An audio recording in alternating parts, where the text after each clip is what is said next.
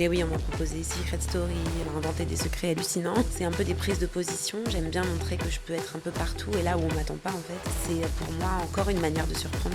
C'est aussi pour ça que je fais ce que je fais. Je suis toujours un peu à contre-courant. Je suis quelqu'un d'assez marginal quand même. Lola Marois, tu as fait du théâtre avec des grands metteurs en scène, de la TV, de la chanson, récemment la couverture de Playboy. C'est qui Lola Marois en fait ? Lola Marois, c'est un peu un mélange de tout ça, je pense. C'est un mélange de théâtre classique, de films d'auteur, d'écriture de romans, de télévision, puis de prise de position, d'un côté séducteur que j'ai toujours assumé. Donc ça va d'une couverture de Playboy à l'écriture de mon premier roman quand j'avais 34 ans, à être dans un programme populaire tous les jours et en même temps pouvoir montrer qu'on peut être une femme sexy et s'assumer pleinement.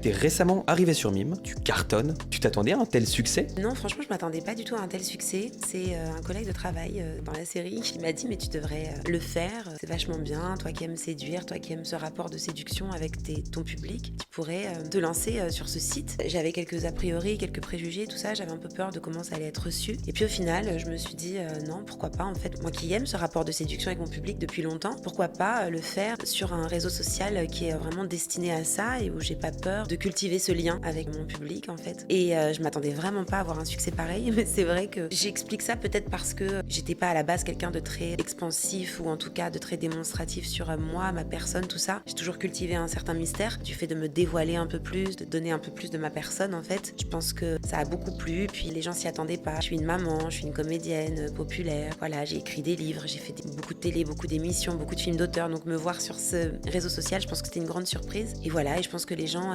aiment bien découvrir ça de moi. C'est un peu des prises de position, j'aime bien montrer que je peux être un peu partout et là où on m'attend pas en fait. C'est pour moi encore une manière de surprendre. J'aime bien l'être humain, j'aime bien les gens, j'aime bien découvrir des nouvelles personnes. Je trouve ça beau en fait de pouvoir donner un petit peu de sa personne à des gens qui vous suivent depuis des années. Et c'est vrai que oui, en fait, les gens continuent à me suivre. Je pense que voilà, peut-être parce que je suis authentique. J'aime pas tricher, donc je triche pas trop avec les gens. Ça, ils doivent le ressentir aussi. Qu'est-ce que retrouvent tes abonnés sur Mime qui ne verront jamais ailleurs ? Des shootings photos qu'il n'y a pas ailleurs. Des très belles photos, comme s'il avait déjà acheté un calendrier de moi, on va dire. Et après, il peut découvrir encore d'autres choses. Plus de moi, parce que je trouve que les autres réseaux sociaux sont quand même un peu formatés. Il y a plus de gens susceptibles de se choquer d'un morceau de chair. Ils peuvent retrouver plus de Lola Marois, beaucoup plus. Et apprendre à me connaître vraiment déjà, intellectuellement. Enfin, je parle avec eux sur Mime, chose que je fais pas vraiment ailleurs. Faut s'abonner pour le voir.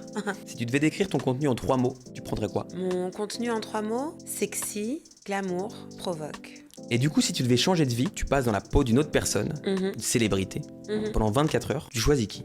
En tant que comédienne, faudrait tomber pendant un tournage, pendant ces 24 heures. Je pense que je dirais Charlize Theron. Elle est assez marquante cette femme parce qu'elle n'hésite pas à se transformer, à se relever les manches pour interpréter des rôles hyper puissants qui l'éloignent de la femme glamour qu'elle est au quotidien. Et j'adorerais ça, quoi. J'adorerais qu'on m'offre des rôles qui me permettent de m'oublier complètement à tous les niveaux en fait. D'avoir un lâcher-prise pour rentrer dans la peau d'un personnage qui va un peu aux antipodes de ce que je suis, quoi. Et ça, j'adorerais, donc je dirais elle. Si je te demande ton humoriste préféré, c'est qui ? Bon, alors je vais pas parler de mon mari parce que ce serait pas du jeu, mais bon, c'est quand même mon mari en premier lieu, hein, normal. C'est comme ça qu'il m'a séduit, donc avec son humour, entre autres.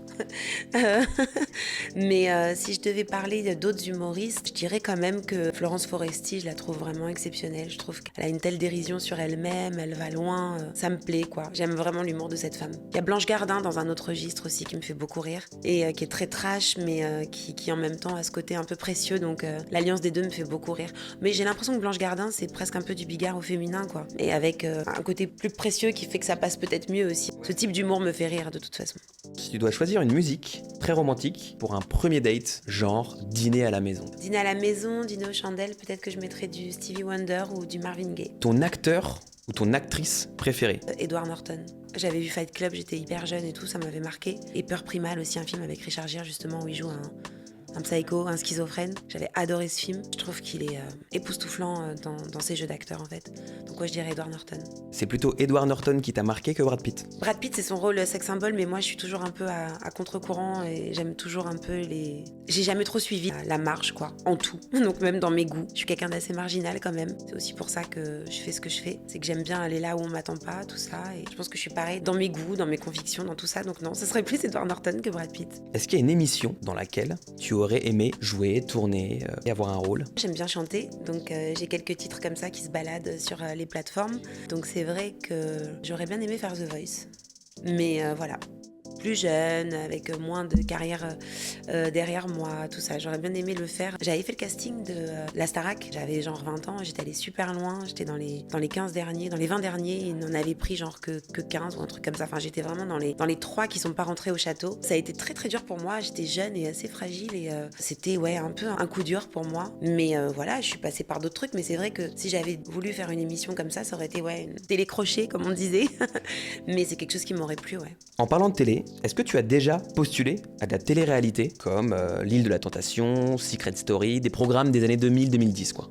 Alors non, j'ai jamais postulé, mais par contre, eux sont venus me chercher très souvent. Tout ce que tu viens de citer, on est venu me chercher, on m'a proposé toutes les téléréalités possibles et imaginables. Pour des raisons un peu d'éthique, de conviction personnelle, tout ça, j'ai jamais voulu. Mais oui, on m'a proposé Secret Story, on m'a inventé des secrets hallucinants. On m'a pas inventé, mais des secrets qui auraient été vrais, mais qui mis en scène d'une manière, c'est pas mon truc la télé-réalité, vraiment, il y a ce côté voyeurisme comme ça, poussé à l'extrême, et j'aimerais pas être en immersion comme ça. Je suis trop libre pour supporter d'être attachée, quel que soit le cadre et le format. Ouais, non, j'aime pas. Mais c'est vrai qu'on m'a tout proposé. Ouais. Lola, c'est la tradition dans ce podcast. On demande à l'invité de faire un DM à la personnalité de son choix. À qui t'enverrais un petit message vocal, toi? Alors bon, j'aurais pu choisir mon mari, mais c'est trop facile parce que je vais le voir dans 2 heures. Donc j'ai pas trop besoin de le DM. On va dire que la personne à qui j'aimerais parler, c'est Jul. Déjà parce que voilà, j'adore le rap, j'adore la musique. Je trouve que ce mec, parfois, est un peu réduit à un rap un peu pour enfants, entre guillemets. Je trouve que ce mec, il pleure ses mots, quoi. Moi, je ressens une écorchure, quelque chose de très fort dans ce qu'il fait. C'est pas pour rien qu'il fédère autant de monde. Tu peux pas fédérer autant de gens, parler à autant de gens en même temps. C'est Marseille, c'est la jeunesse, c'est un côté un peu désabusé, un peu triste. Moi, je trouve que c'est un mec vraiment très, très, très intelligent. Donc, je l'adore, je suis fan de lui. Et si je devais le DM, je lui dirais, tu sais quoi, Jules, je suis souvent sur Marseille pour mes tournages. Vas-y, viens, on prend un café et on fait un feat, toi et moi. T'es cap de lui envoyer ça? Franchement, je suis cap. Salut Jules, moi c'est Lola Marois, je suis comédienne, chanteuse. Je te suis depuis hyper longtemps. Je trouve que t'es un artiste comme on en fait peu aujourd'hui. Et mon rêve, ce serait de faire un featuring avec toi. Donc voilà, je suis souvent sur Marseille. Si tu veux qu'on se voit, on se prend un café, on en parle. Et vas-y, je pose ma voix et mon couplet ou l'inverse sur un titre. C'est quand tu veux. Je t'embrasse, bisous. Ciao. Merci beaucoup Lola Marois. Merci à toi Benoît et à bientôt tout le monde.